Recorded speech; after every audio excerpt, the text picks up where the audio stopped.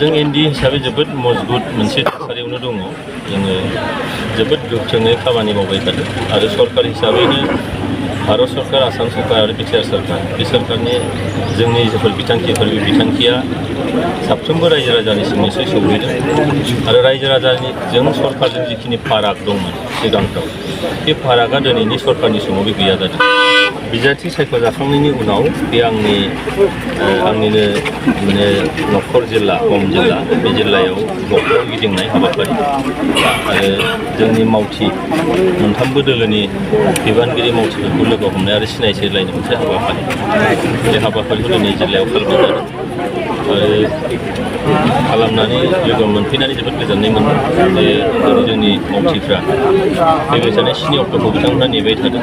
रायजो राजाफ्रा जोबोद माबायै गोसो दुंलोबनानै नेनानै दङ जाहाथे बै साना फैनानै मोजाङै मोनसे भट होनानै मोजां रोखोमनि जाहाथे देरहाहोनो हायो बेखौ निस्सय आङो नुनो मोनदों। आं जोबोद गोजोननाय मोनदों। देरहानायनि आसाखौ माबायदि लादों सार? रायजोआ सरकारनि खाथियाव नुजाफैदों।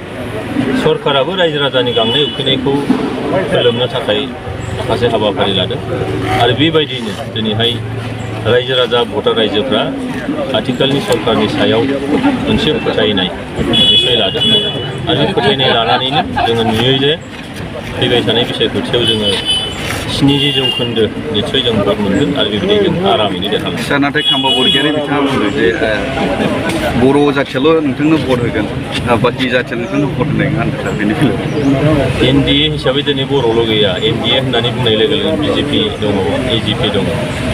दा इउपिपिएल हिसाबैबो नाय दिनैहाय बिथांमोननि सरकार खुंनाय समाव जाथि जनगोष्ठीफ्रा रागा जोंनानै बर' खालामदोंमोन। दिनै बर' होननाय थासारि गैया, दिनै सोमावसारनायनि थासारि गैलिया।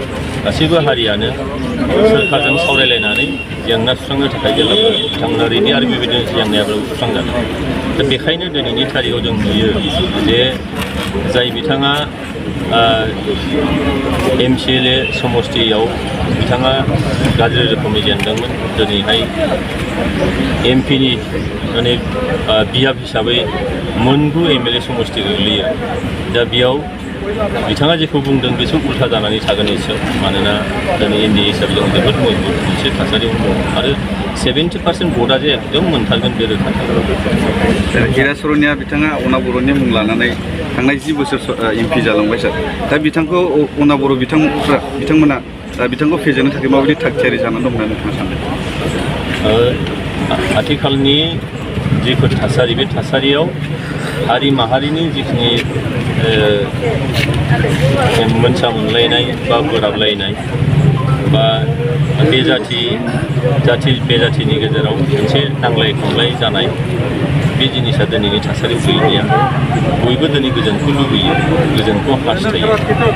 बर'नि थासारिया बै समाव दंमोन, खिन्थु दिनै गासैबो हारि माहारिफ्रा बर' थासारिखौ लाबोनो लुबैया।